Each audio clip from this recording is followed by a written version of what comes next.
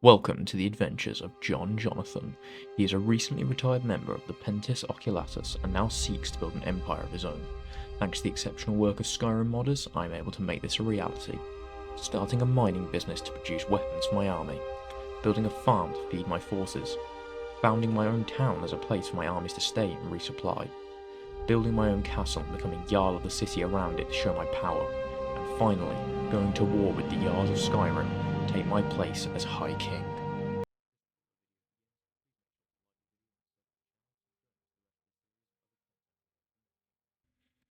My first day starts in Dragonsbridge at the headquarters of the Pentos Oculatus in Skyrim.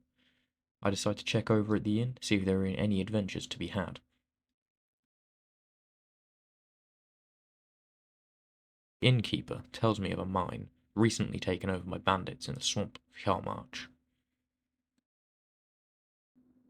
After hearing this, I begin my journey to Morthal, across the Dragon Bridge and into Hjalmarch.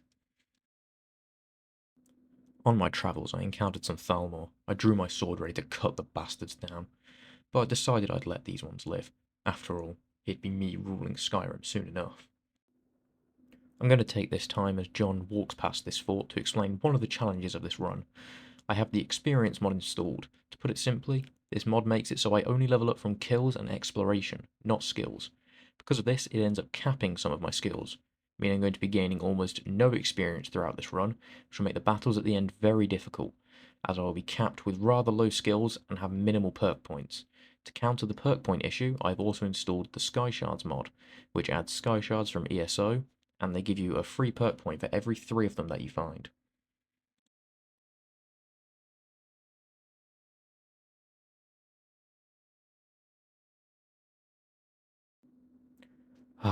I finally arrived in Morthal.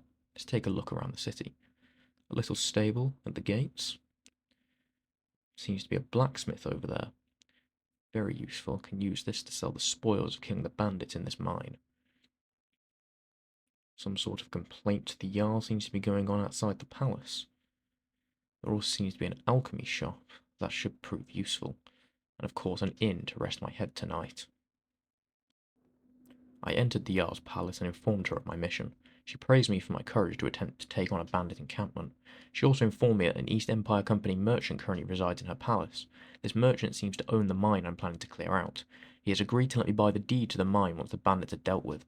I then set out for this mine. But approaching the mine, I could definitely tell this place hadn't been seen by civilized people for a long time.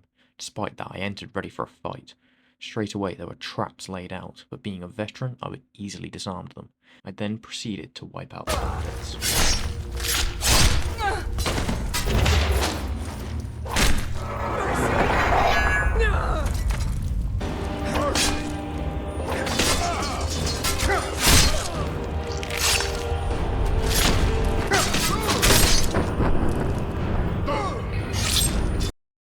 With the mine cleared, I made my way back to Morthal to inform the Jarl of my success. I then found the merchant she mentioned earlier. I went to buy the deed before finding out it was over 3,000 gold, around double what I currently have. Well, thank you, sir. I shall be back after doing some basic mercenary work. I headed to the missives board and first took out a contract for iron ore. This was easily accomplished with the ore I had from looting the mine, so I made my way to the city blacksmith to give him his delivery. As a reward, he gave me some gold and a battle axe. In true Skyrim fashion, I of course sold it straight back to him. Heading back to the missive board, I picked up a bounty on a vampire disguising itself as a human within the hold. The note stated they are regular at the local inns, so I started my search there. I began investigating the rooms. The first was empty, and I didn't expect much from the second. But, lo and behold, there was a woman with strangely pale skin and glowing eyes. I immediately slew her, as there was no mistaking a vampire. Next was for me to travel to the Hall of the Vigilance to inform them of the vampire's death. I made my way up the hill after a long journey from Morthal.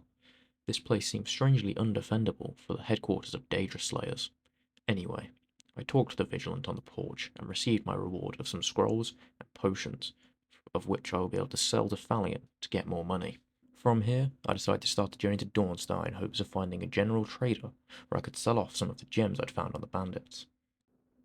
On my way, I spotted a caravan that was under attack from some bandits. I rushed in to help and managed to kill them. Looking over the caravan, there were only dead necromancers left, so I continued on my way.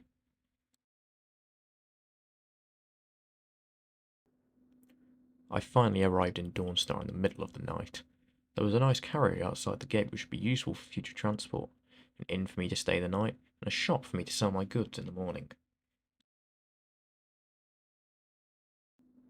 I made my way back to Morthal after selling my stuff, and had made enough gold to buy the deed. After making my way back to the mine, I prepared the workbench for crafting. Then I cleared out all the mess the bandits had left behind and recycled any materials I could, and using these, I created some simple scaffolding and walkways in the mine to prevent accidents. Then, I got a good night's rest.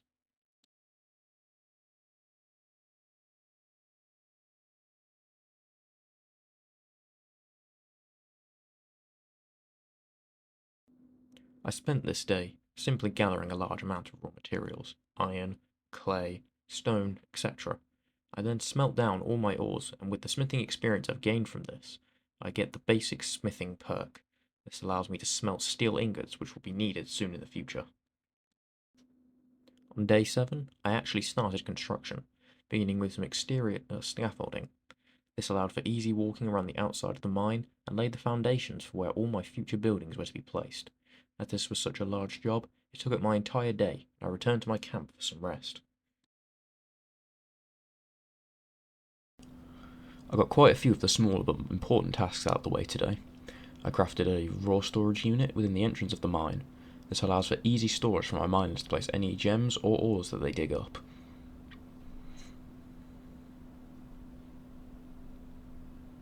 To complement this, I've also built some carts. This will allow for easy transportation of the ores.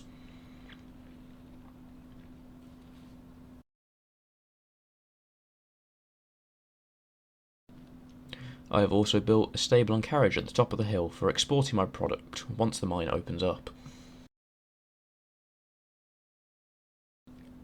Day 9, and I got to work on more storage and smelting units on the outside of the mine. This means transported ores can quickly be smelted down into ingots, making them even more valuable. As you can see, we've got storage for every type of ingot in here, as well as a nice smelter.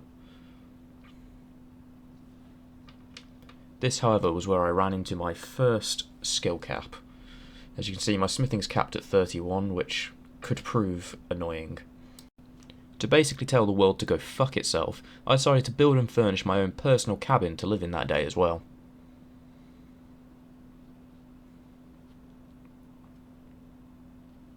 Right, so, as you can see, we have a nice dinner table and a cooking pot on the top floor. Down here, we have a nice food storage area. And in here, a nice child and guest bedroom for people to stay in. And finally, through these double doors, we have my master bedroom. Have a nice comfortable bed, plenty of storage, a desk, and even my own ensuite bathroom. I was finally able to build the office and blacksmith house today. This will be crucial, as the blacksmith will be able to turn our ore into armour and weapons for my future armies, and the office is where I'll be hiring my workers from.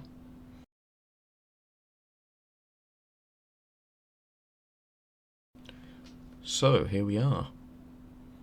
In here, in the office, you can see we have some safes where we'll be keeping all of our profits. A nice enchanting room over here, fully stocked, with storage units for all my different enchanted weapons and armour.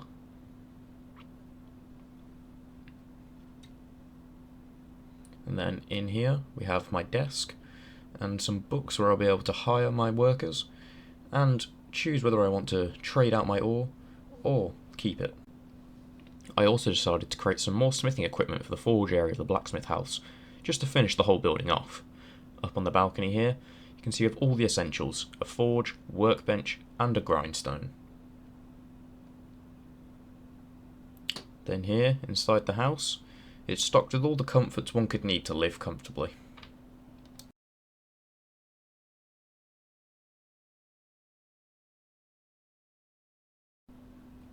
Today, I thought it'd be a good idea to construct a mead hall. This will serve as the tavern for my workers and give them a place to relax and socialise after a long day's work. As you can see in here, we have plenty of chairs and tables, and a nice bar for my workers to order their drinks from. The opening of the mine was finally in sight. I constructed some miners' barracks for them all to rest in after work. A rested workforce is an efficient workforce after all.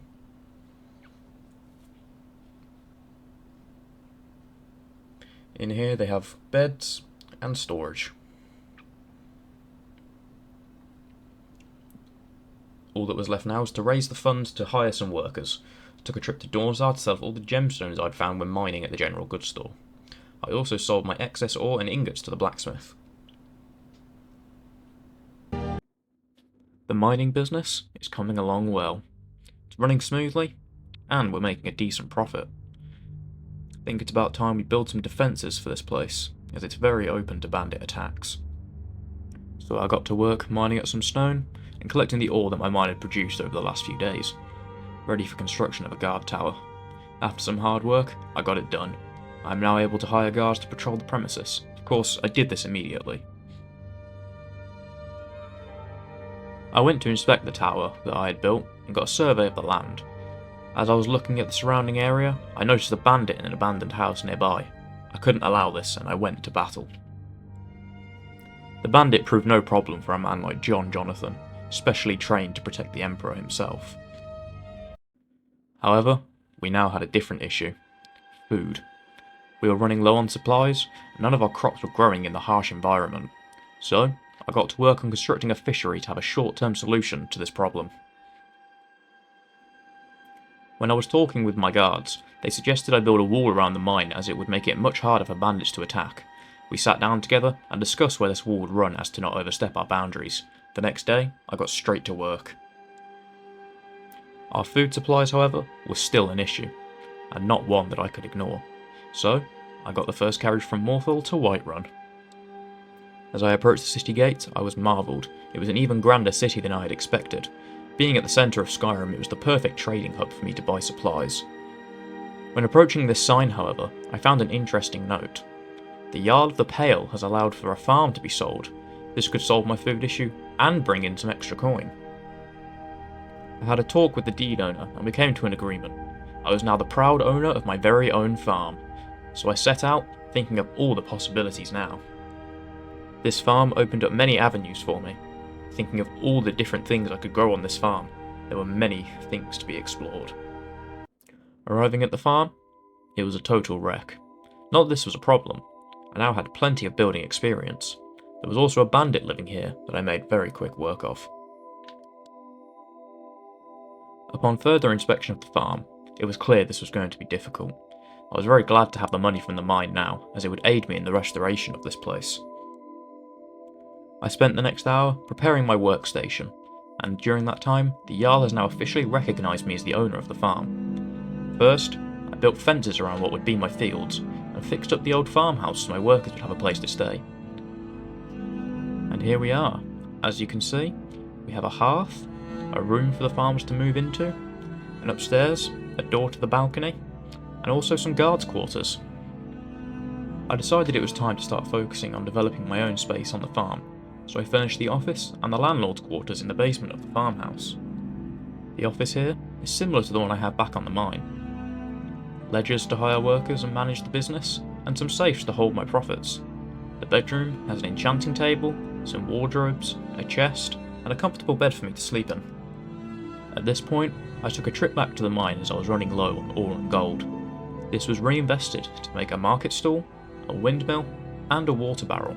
I then used some leftover materials to build a stable and a cart for transporting my produce to the mine. Using the iron, I made some iron fittings to make equipment my farmers would need to tend the fields. I was now ready to hire some farmers, solve my food crisis, and make some gold. Sigja here will be running the stall, selling goods to any travellers that come down the road. I took another trip to Whiterun and spoke to Carlotta about purchasing food from my farm from now on. I even gave her some of my produce to prove the value of this agreement. While here, I decided to take advantage of the workstations and improve my armour and then sharpen my sword. I needed to be the best warrior in Skyrim after all. When I got back to the farm, I worked on the walkways. This would serve as an access point to the broken down tower. Fixing that was my next goal. I got to work mining away in the rain at a clay deposit nearby. I was going to need a lot to form the base of the tower. My hard work paid off though, as I was able to finish the tower and now able to hire some guards. I looked out from the tower and took in the land. It was time to hire some protection. Not a moment too soon either. I woke up the next day to bandits attacking the farm.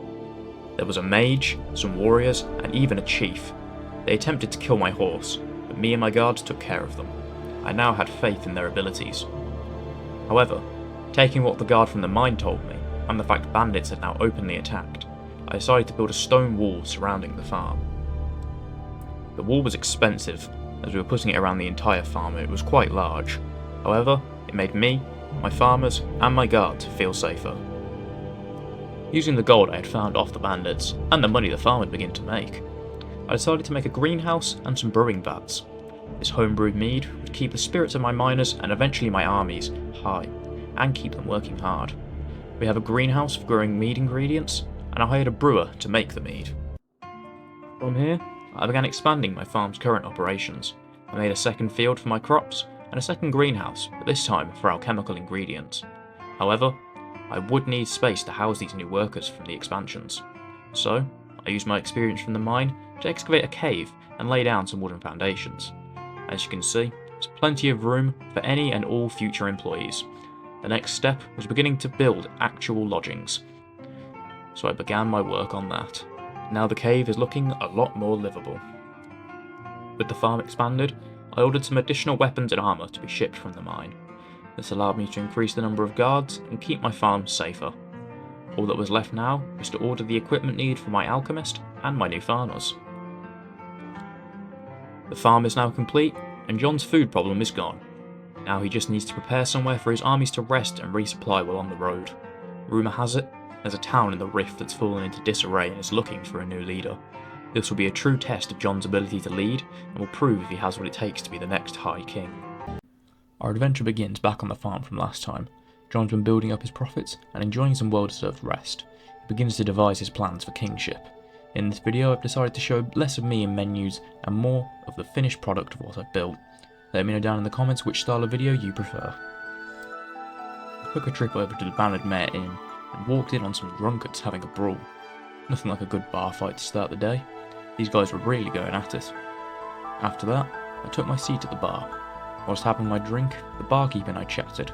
She told me of a town in the Rift that had supposedly been destroyed in a dragon attack, just like Helgen, and they were looking for someone with enough coin and connections to help rebuild. With that, I got on the first carriage to Riften to investigate this rumour. A town like this could be a good opportunity to begin showing the people of Skyrim I was worthy of being their leader. On the road towards the town, I found a woman tied up on the road. I immediately went over to help her. Little did I know, this was a trick laid out. Out of nowhere, bandits and the woman I helped started attacking me. This was their unlucky day attempting to rob an ex-legionnaire. I dealt with them and continued on my way.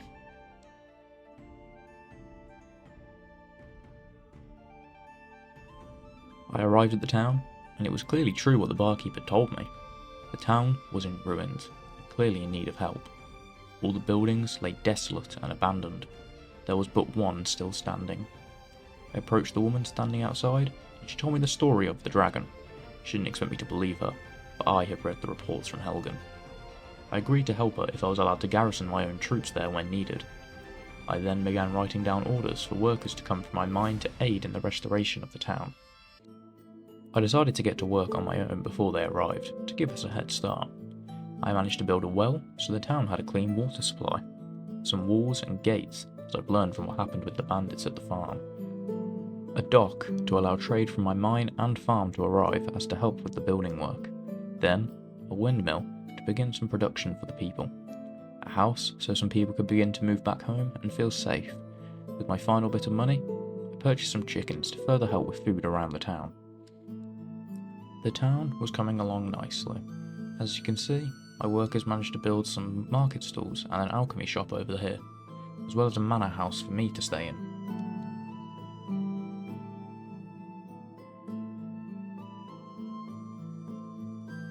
Construction is now complete, and I can show you the town that I've built.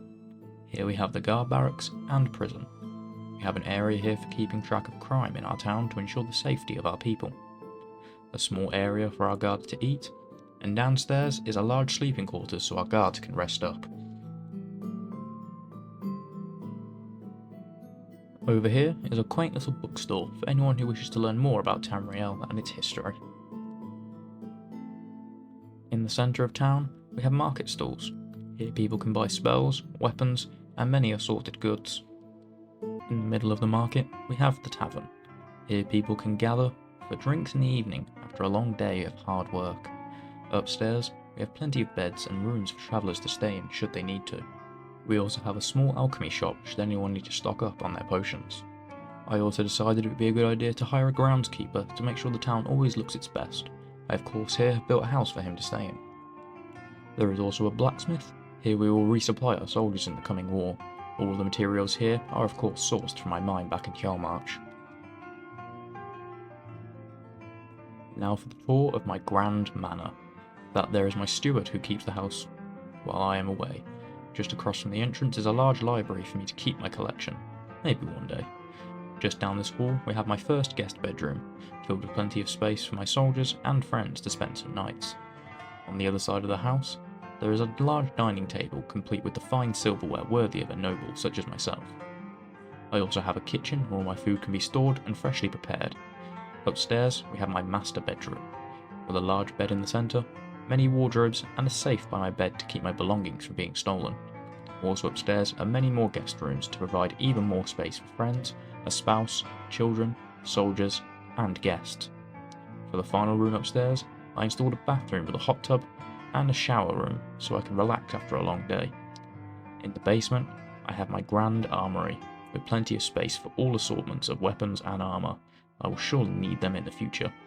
Off to the side, I also have a smithing room for forging such arms, and an alchemy room for brewing potions and poisons to help me in my endeavours.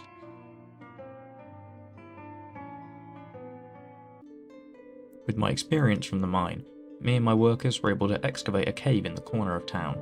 There are many ore veins to be found here, and provide the people of the town with work mining and transporting the ore to be sold by my company. Then, with the experience I gained from the farm, I was able to reap some fertile soil on the hill above the town near the windmill. This will provide my town with enough food to not only survive, but thrive, and will allow my farm in the Pale to continue making profits. I've been drinking and enjoying my time partying at the inn ever since the town was finished. I truly have accomplished much. I've proven myself as a hard worker, smart business owner, and a confident leader. However, there's still much to be done. I stood there one night thinking to myself, what was next? How could I possibly expand further and lay the foundations for an army? Then, I had an idea. I would build an entire city and become Jarl, to get myself noticed by the most powerful in Skyrim. I spoke with the Jarl in Falkreath and discussed my plans to build a city. He didn't seem to be listening to me, until I showed him the bag of coin I was willing to give him. He then told me there was a large plot of land in the east he'd be willing to part with, so I agreed and was now on my way to construct a city. After a long walk, I arrived at the building site. It seemed the Jarl too was preparing to build here as well, as a small camp and a building hub were already there. I had a quick look around and made some plans. There was a nice lake and a waterfall that would make for a scenic view in the future. With that, I grabbed my axe and started chopping some wood. I'd need plenty of it if I was to construct an entire city after all. Next, I went to the tanning rack to make some leather. With these basic materials, I was able to expand the campsite to allow workers and guards to have a place to rest during construction. After that, I made a carpentry shop. This carpenter would be able to help me with the materials needed for building, as well as provide his expertise to aid in building itself. It was then that I got a shipment of food from my farm. With some food arriving, I decided to build a well for a basic water supply. The next priority was defence. I built some guard towers to provide an overlook of the entire area, as well as a wooden spike wall to prevent any possible invaders, with a gate between the towers allowing guards to check anyone visiting the city. I began running low on wood, and didn't have enough spare time to cut it myself. To combat this, I used the last of the wood building a lumberjack's house, so we could continue to produce wood and possibly export it at a later date. I then took a trip back to the mine. It had been running extremely well, and I had made massive amounts of profit after being away for so long. Using this gold, I employed some guards to defend my city and keep it free from any crime that could possibly occur.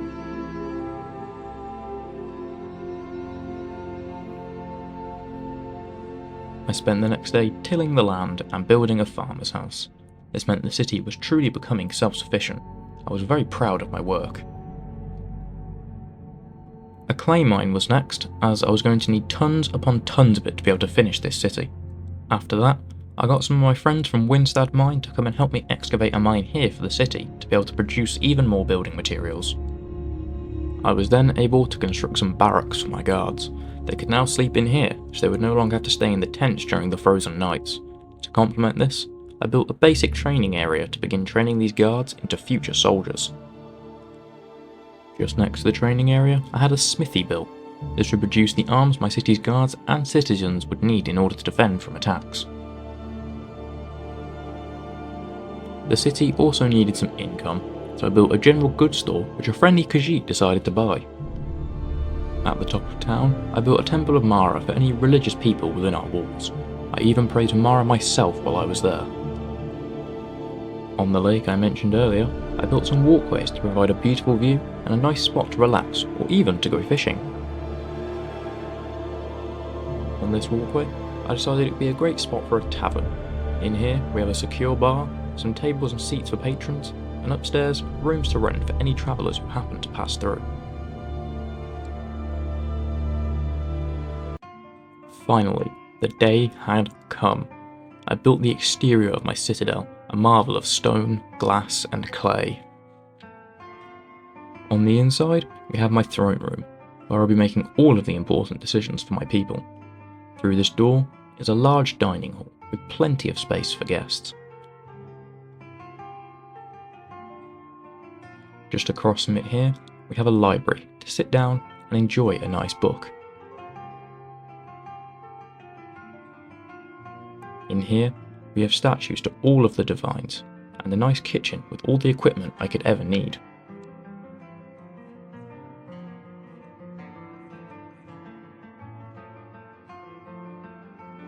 Just before the stairs here, we have a small hallway. At the end lies a children's bedroom, with plenty for them to do, should I ever choose to have any of my own.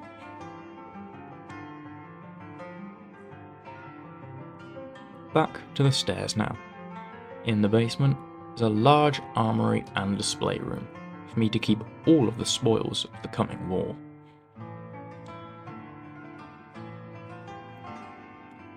Upstairs is where I have my study. It is equipped with all of the comforts of someone of my power now. It also connects to my bedroom. Here I have some paintings and also a warm bath in here should I ever need to clean. There is also a secret room even further up than that. It holds my personal alchemy and enchanting room, which is stocked with the most advanced potion making and enchanting equipment. Just to finish off the city, I made a house for a hunter to stay, along with some apiaries by the farm and an alchemy shop on the lake. This man also asked for a house, but it turns out he wanted it for chickens, but I'm not one to judge. So, I've done it. I reclaimed a mine from bandits and turned it into a successful business. I built up a farm from ruin and now provide food all over Skyrim. I helped the town in its time of need and enabled it to rebuild and thrive as the new owner of the land.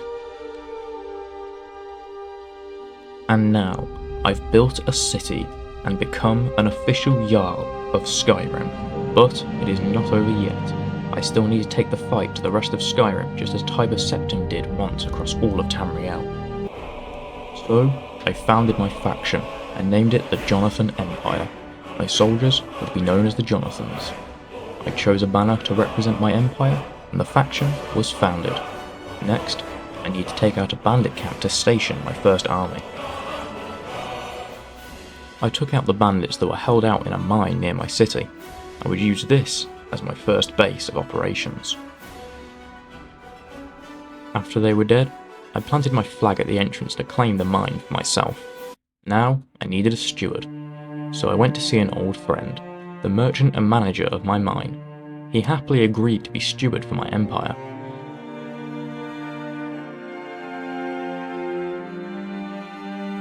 He set up a treasury, and I deposited 1,000 gold into it.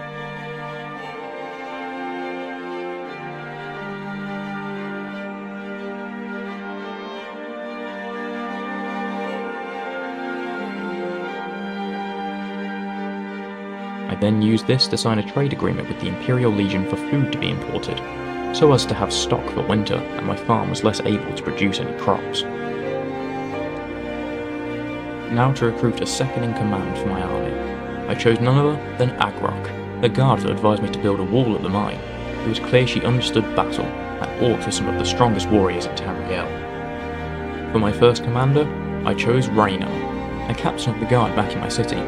He too was someone that clearly knew how to do battle and how to command troops. I then spoke with Agrok and recruited the first soldiers into my army. Conquest has begun.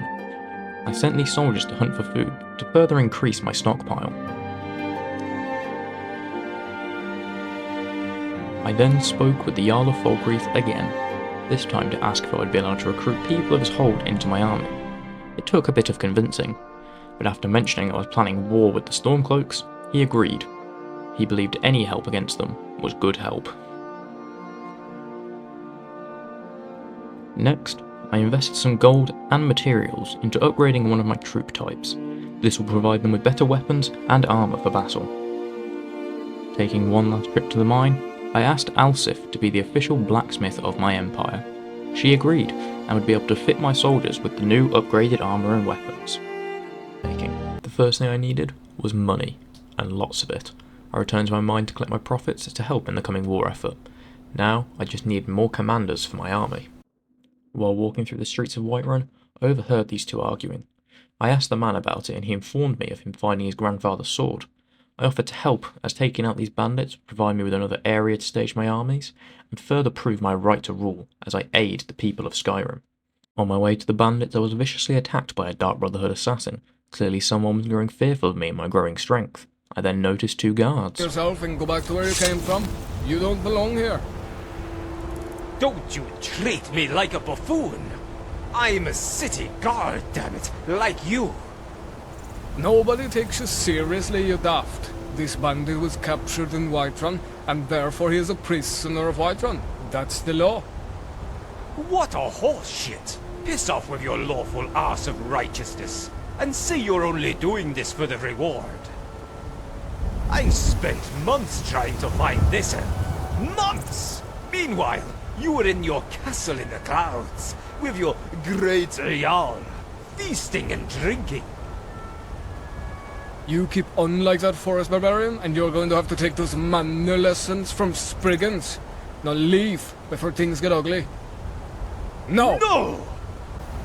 This is your last warning. I will be forced to attack you if you don't do as I say. Don't worry, I will make your end swift. You have my prisoner. I will butcher you with my axe if that's what it will take to get him back. What? Did you just piss yourself? Oh, never mind. Yellow was the color of your sigil. You've had your chance. Hello? For Whiterun! Who's that? Yeah!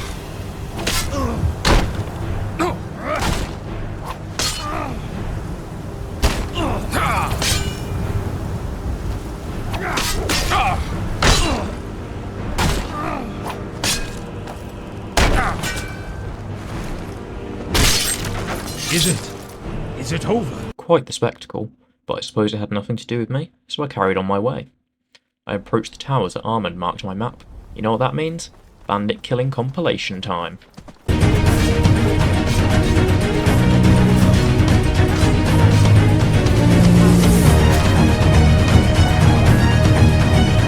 I then claimed the towers for myself, and looked out upon the land. It would all be mine, soon enough.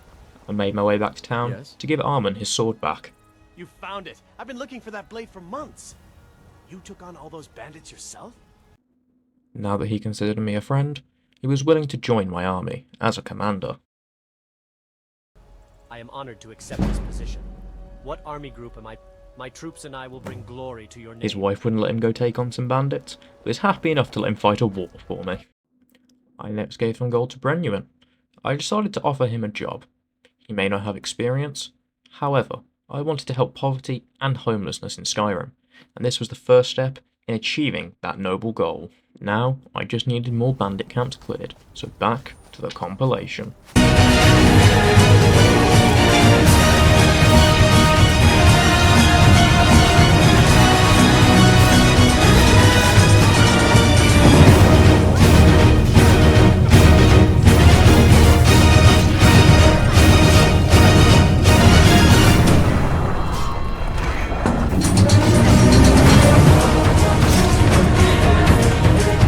After this, got back to camp and built some siege equipment. I had a catapult, battering ram, and a ladder constructed to aid in the capturing of cities and forts. All I needed to do now was better equip my troops. I took a trip to the mine for a few days to gather plenty of ebony ore. After many long days of hard work from me and my miners, we gathered enough to forge weapons and armour for my army. I then gave all of this to Agrok along with some coin to better train my troops. And here they are, all suited in the finest armour currently available, ready for any battle that may be thrown their way. These are the finest soldiers Skyrim has to offer, soon to be a symbol of strength. What do you need? I need to send a message. Who are we making it out to? Jarl Ulfric. What message would you like to send? I declare war. Are you sure you want to do this? A war with the Stormcloaks? Yes, we are Very ready. well. We are now at war with the Stormcloaks. May our troops fight bravely and secure great victories.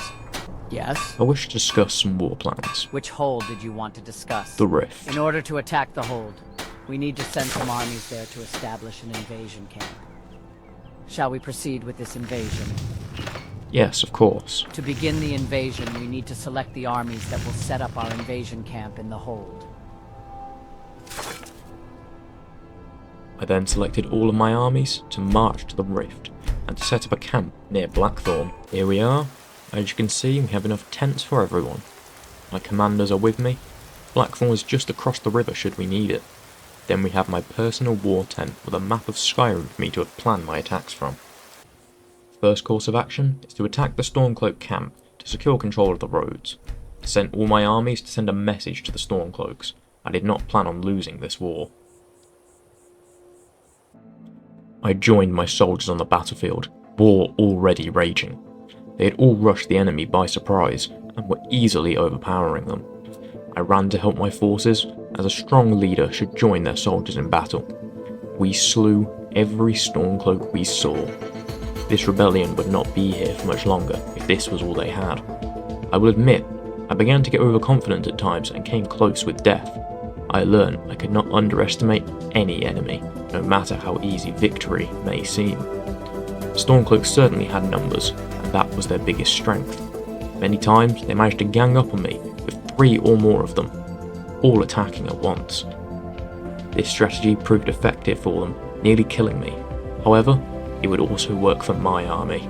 As they all rushed together, the Stormcloak defence began to fail. In the end, they were no match for the sheer strength and numbers of my army. My next plan was to take Fort Greenwall just outside the city. This would destroy any reinforcements the city may have, and give me a suitable location to launch my attack. I had my armies assembled and ordered for the battering ram to be bought as well. We would all attack from the south entrance together. I gave my commanders the order, and the battle began. We all ran to the gate. My soldiers defended me as I made my daring dash towards the battering ram. I pulled on the string and let it fly. These old doors would not be able to stand another hit. The gates were down, and my soldiers poured in. This was another easy battle for the Jonathan Empire.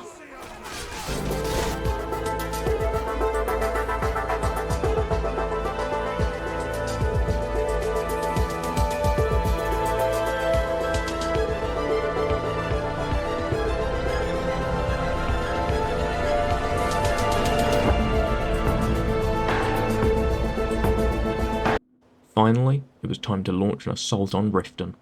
I sent all my armies and all of my siege equipment. This would be the first true test of my skills as a leader of an army. We are ready to begin the attack on your orders. It is time to begin the attack of Riften. Yes, sir. Armin blew the horn and rushed forward. I pulled ahead. And then I destroyed the barricade the Stormcloaks had set up.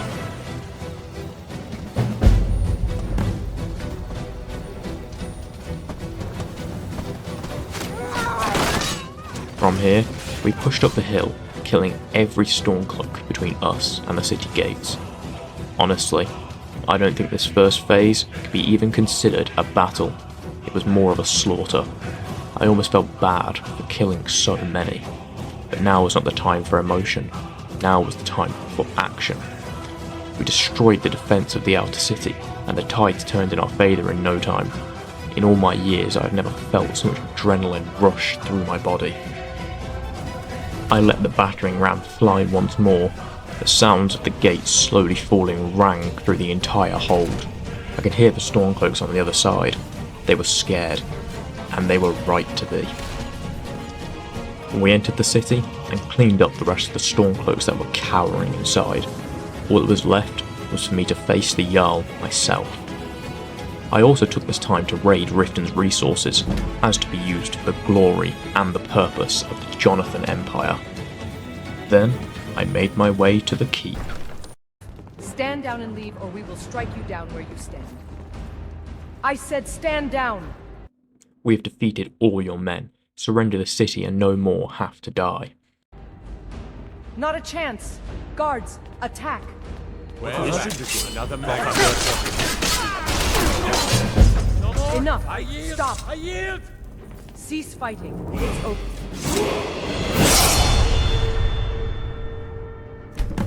We surrender. The capital is yours. If you pledge no harm will come of my people, I turn over the seat of power to you. To ensure the safety of my new people, I had guards hired, and I imported food from my faction reserves to the city. My new city was very open to attack and crime, so I imported more ebony ore from the mine to outfit all the city guards with ebony armour as the standard. I then held court to hear all of the problems my citizens may be having.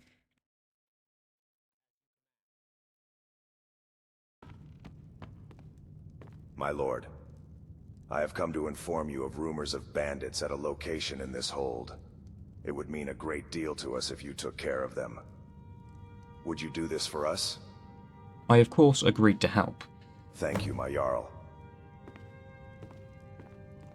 Would you like to listen to the next case? Very well.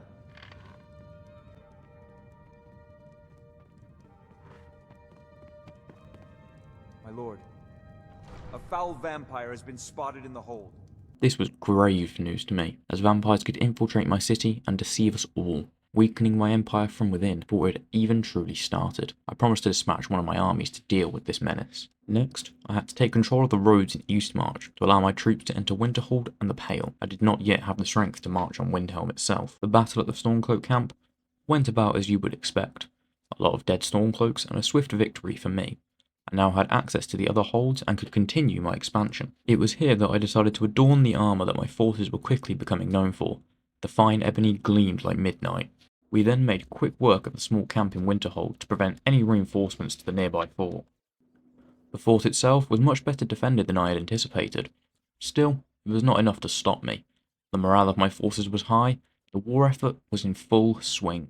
Nothing could stand in the way of me and my growing empire. The time had come to attack another city. Winterhold was nowhere near as defended as Riften. This small city was barely a few shacks anymore. The Great Collapse had truly been devastating. However, I would not sit by and allow this to continue. Unlike the current rulers of Skyrim, I wished the best for all of my citizens. Once mine, I would not let Winterhold's issues sit idly by. Soon enough, this city will flourish again. The battle moved swiftly, and the few Stormcloaks here didn't stand a chance. They fought bravely even in the face of certain defeat, though there is a fine line between courage and stupidity. I entered the Jarl's longhouse and demanded he surrender. He refused, so I drew my sword and forced him into submission, and he gave up his city to my rule. I'd just like to take this moment in the video to thank you all for the support on my last one. It means so much to see all your positive comments, it truly made my day. I also want to apologise for how long this video took to make.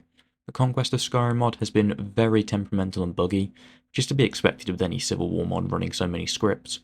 Also, on the day I'm uploading this, it's my birthday, so I've been spending time with friends and family recently. I hope you understand, and once again, thank you for the love and support over the last week. Now, back to the video. I next assaulted the camp in the Pale, quickly taking control of the roads. There was now one issue, however. My forces were spread too thinly defending my cities and forts. I decided, as I had the upper hand in the Pale, to offer Ulfric a chance at a ceasefire where I could negotiate for Dawnstar. Thank you for agreeing to attend these peace talks. We hope that it will lead to a lasting peace between our two factions. Don't be too sure. We haven't agreed to anything yet. We're here at your request. So tell me, what do you propose? We want a full evacuation of Dawnstar and for you to turn it over to us. What? You don't seriously believe I'd just hand that over? We should have known that you were only here to use these talks to take what you couldn't take in battle. It was going to be ours eventually. We are just giving you the opportunity to save some of your men with a ceasefire. We may have lost a few battles, but we have yet to use all of our troops. Galmar, I'll handle this. I can't just hand over Dawnstar, not unless we get something in return. And what would you want in return, Jarl Ulfric? We must be given control of Riften. That's our price for agreeing to a truce. My lord, they are in no position to be making demands when we are so far ahead in this war. The terms currently on the table are as follows. The Stormcloaks will give our faction Dawnstar. Our faction will give the Stormcloaks Riften. Both sides will agree to a truce of 14 days. Do you agree to these terms? I will not accept these terms. Dawnstar is not worth losing Riften over. Very well, we will continue with negotiations. Excellent decision, my lord. Those terms were heavily against us. Are you actually here to make peace or extort us out of our land? I assume you have a better proposal to present? We shall give you 2,000 gold per day for the 14 days of the truce. This may be preferable to losing more territory. Fine. This is probably going to be the best deal we're going to get. The terms currently on the table are as follows. The Stormcloaks will give our faction Dawnstar. Our faction will give the Stormcloaks 2,000 gold per day for 14 days. Both sides will agree to a truce of 14 days. Do you agree to these terms? Yes, this is acceptable. Very well. These peace talks are now concluded. Now, it was time to do some work as a leader. I sentenced some prisoners to their fates. You have been arrested for theft. The Jarl will now decide your sentence. My Jarl. Very well, my Jarl. Here is the fun. My Jarl. While clearing out a ruin of some bandits, I came to this strange grove. The leader of the bandits died before me on the floor. A Wisp Mother, known as the Pale Lady, appeared.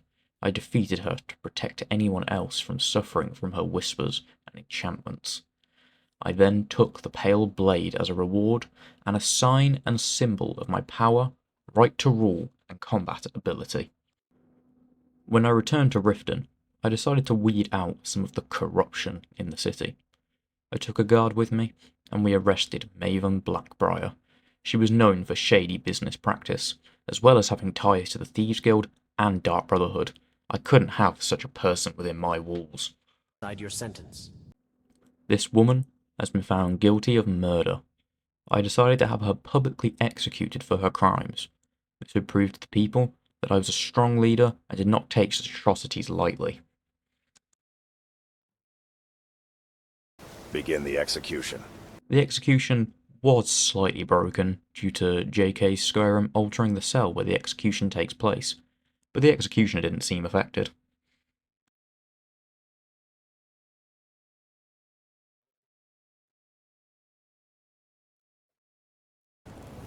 Let this be a lesson to all who plan on committing crime in the Jarl's city. The truce was over, and it was time to continue the war. I spoke with my steward, and he sent the message to Ulfric. The only hold he now had left was Eastmark. We easily took the camp again, control of the roads within the hold in no time.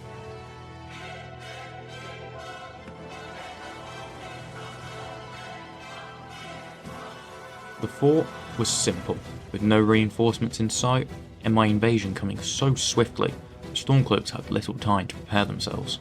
The rebels' morale had never been lower than this point. We were showing to all of Tamriel that we were not some simple militia, but rather a force to be reckoned with. We were managing in a month what the Imperial Legion had not managed in the entire Civil War. I laid out the plan for the invasion of Windhelm itself. I was sending all my spare armies to Ulfric's front gate. I had the catapult, battering ram, and ladder brought with us as well. We would need all the strength we could get. This battle would change the course of history forever. We stormed the bridge at the front of Windhelm. The Stormcloaks rushed from the gates to meet us head on. The passion of the soldiers from both sides could be felt in the air itself. The Stormcloaks were fighting so desperately to hold on to their last footing in the world, fighting so desperately for survival. This city was where many of them called home. My soldiers, on the other hand, were fighting for the future of Skyrim. They too fought for their home. They fought for the betterment of their country and people. They believed in me. They were willing to lay down their lives to see me king. Although I once fought for the Empire, I respected the Stormcloaks. I certainly didn't see eye to eye with them politically, but neither did I with the Empire. What I respected was not their beliefs, but their love for their home and the strength such a feeling was able to give them. We had made it inside the city. The defence was failing. They had no hope of winning now. I fought with my soldiers all the way to the palace. It was time to finally confront Ulfric himself.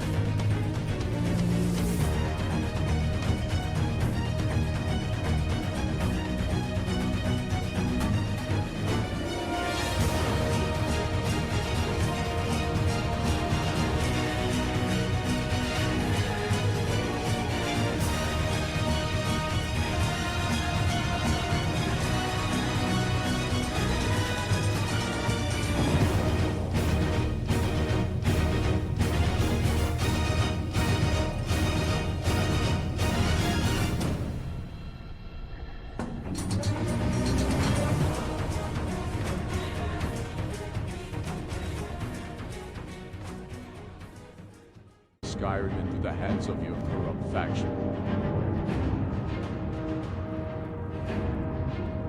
My rebellion may falter, but it will never be finished while I draw breath. You underestimate the power of the sons and daughters of Skyrim. What was that? Kill him!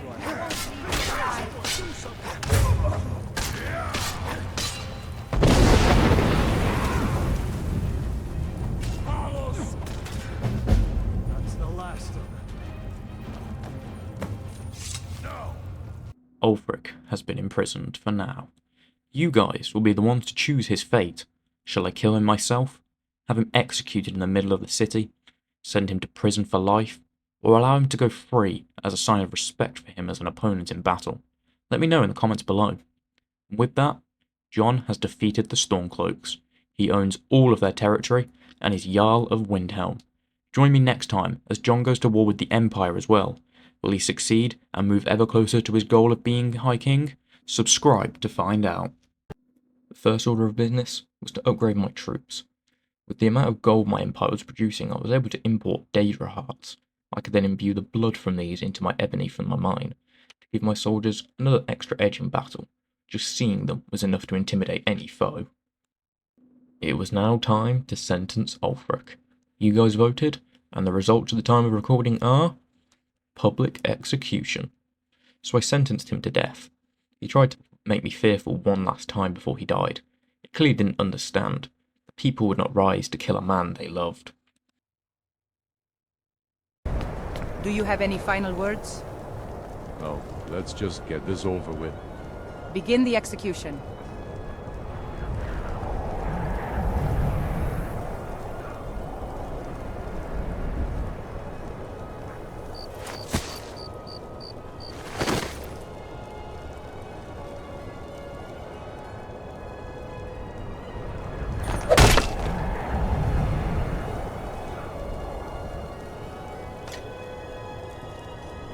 Let this be a lesson to all who plan on committing crime in the Jarl's city. While building up my forces once more to take on the Empire, I decided I needed more than cities to claim High Kingship, so I went in search of the Jagged Crown. My scouts and advisors have told me that it may be in Corvingund. I killed the bandits outside and made my way to explore the ruin. I found my way locked, and a strange claw on the ground. I matched up the symbols and used the claw as a key. The door then opened for me, and I ventured deeper into the ruin. From here, it was a simple case of putting some Draugr back to sleep. Light work for a seasoned warrior such as myself. Finally, I entered the room where the crown lay. It was atop a Draugr. I hoped to take it without it noticing. Unfortunately, it woke up and I had to defeat it in battle if I wanted that crown. After a difficult fight, I now wear the Jagged Crown. It was now time to declare war on the Empire. The end of my conquest was in sight. I had the power now to defeat the Empire within Skyrim head on. I will shorten the unimportant parts, as you've seen enough of what this entails. I went to each hold. I destroyed camp after camp, leaving none behind to warn the general of my strength. The Imperial Legion was failing. If it could not defeat the Stormcloaks, they had no chance against me. The forts, of course, were next. I took them one by one, giving myself a defensible location, each hold, ready to stage attacks on the cities. The Imperials were losing hope. You could see it in their eyes.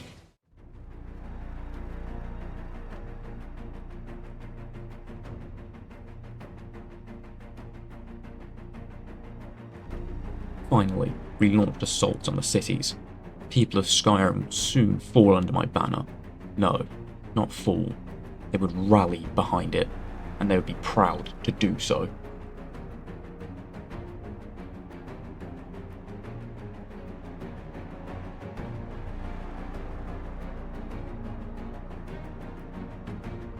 Solitude was the last city standing, the last Imperial stronghold in this land. We set up an invasion camp one last time. The final camp was much easier than expected. I had cut the Empire off from Cyrodiil, and they must have stopped getting supplies. Their men were hungry, weak, and tired. This war would be over very soon.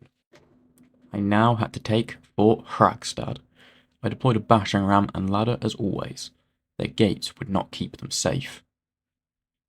We charged the gates. The battering ram flew once more. This was the last spare Imperial garrison. Still, they fought. They still had hope, I suppose. Or perhaps they simply wanted a swift death rather than a life on the run. Either way, my forces quickly swarmed the fort. Only the city now remained.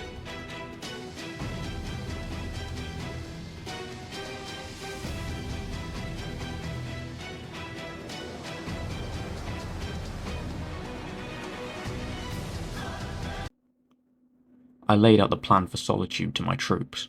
We would have 5 catapults raining fire on the city. My armies would charge up the hill and take the front of the city. I would then face Tullius myself. The time is now. You have fought bravely all across Skyrim. On this day, we prove your sacrifices and your bravery have not been in vain. We are showing the world that we are strong, and we will not accept these false and corrupt rulers. You fight for me. You fight for Skyrim. You fight for the future. On this day, we secure our freedom, and we secure a fair, just, and prosperous future for all of Skyrim. Go now, and fight this one last battle, to victory. With that speech, my army had the morale it needed. We destroyed the barricades at the foot of the hill. We killed all who were in our path. The bards would sing songs of this battle for centuries to come. We would go down in history as the ones who freed Skyrim from its shackles and defended it until the bitter end. On this day, the history of Skyrim and all of Tamriel was changed forever.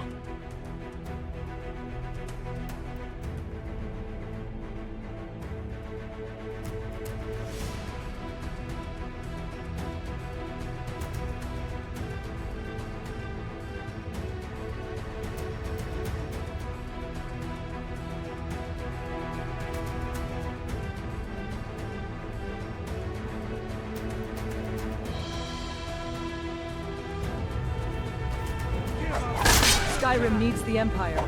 Without it, Skyrim will fall to the Dominion. It's the last of them. Then you've left me no choice. What was that? Talos presumed. With the general defeated, it was over. Skyrim was mine. I sent a message to the Jarls to meet me in the Blue Palace, so that we could begin the moot. Good morning, my lord.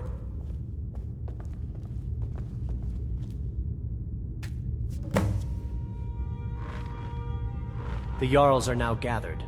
What is it you wish to discuss? Yes, the seat of High King has been empty for far too long. There's only one person I trust to lead Skyrim into the future. This person has helped my people and the realm, and made us strong. I nominate you, my lord. You are the only one that can set us on the right path. You will need at least half of the votes to be elected. It's time to vote. After I call up each hold, the Jarl of that hold will announce their vote. Winterhold. You have my vote, but I hope you will do more for my hold. Hjalmarch. My people love and support you with all their hearts. I vote yes. Falkreath. My vote is yes. You are the best thing to happen to this land for a long time. The Pale. I'm sorry, but my people do not like you. I have to vote no. Eastmarch. You have greatly earned the respect of myself and my people, so I vote yes. Whiterun. I vote yes. May you continue leading Skyrim into a brighter future. The Rift. I vote yes. May you continue leading Skyrim into a brighter future. The Reach. My people would not be happy if I voted for you, so I must vote no. Congratulations. Including your vote, you have enough votes to become the new High King of Skyrim. Your coronation will be tomorrow in this palace. Again, congratulations, and we will see you there. Was there anything else you wanted to discuss? Very well. I have been voted High King. The journey is over. I have come from nothing, restored an old mine and farm, helped a town, built a city, and now taken over Skyrim. It was time to be crowned. Are you ready to begin the ceremony? Very well then. Stand next to me while I crown you. Today marks a historic moment in our land's history, for we have gathered here to crown a new High King. The one who stands before us today has proven himself to be a formidable warrior, a wise leader, and a true friend to the people of Skyrim. He has fought for our land, our people, and our freedom. He has conquered all of the holds of Skyrim with his army, showing that he is not only a capable warrior, but also a great strategist. He has shown himself to be a fair and just ruler, always putting the needs of his people first. So I am honored to announce that the Jarls have voted to crown him the new High King of Skyrim.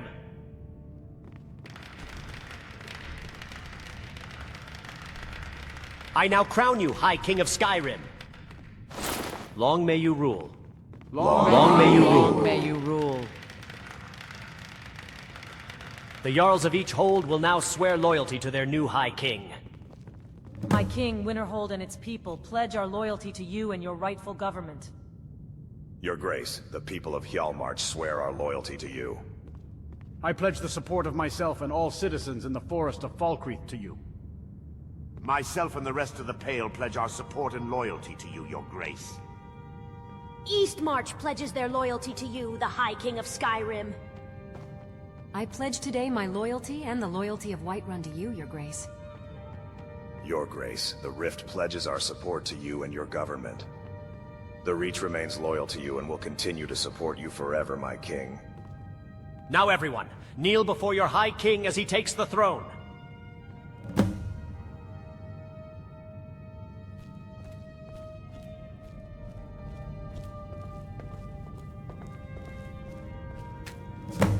All hail the High King.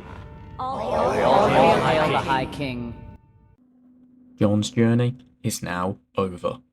Thank you all for watching this series. I never expected these videos to be seen by so many people. All the positive comments really mean the world to me. If you would like John to come back at some point, leave a like on the video and comment what he should do next. Once again, thank you for watching, and I'll see you next time.